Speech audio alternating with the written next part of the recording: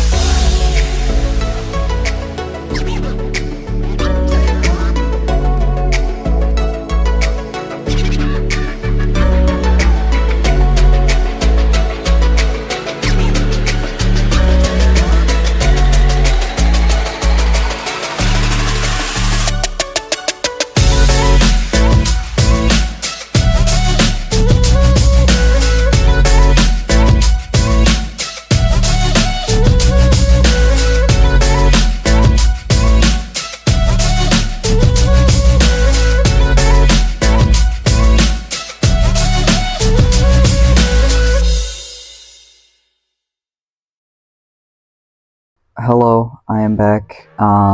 Basically all I did in between that was add a few things, duplicate a few things around, make them different sizes and whatnot. Currently what I'm doing is setting it up for the render, which I do show the initial render using Eevee, and then I also render it in cycles later. I will show the images when I am in person. The top one will be Eevee, the bottom one will be cycles.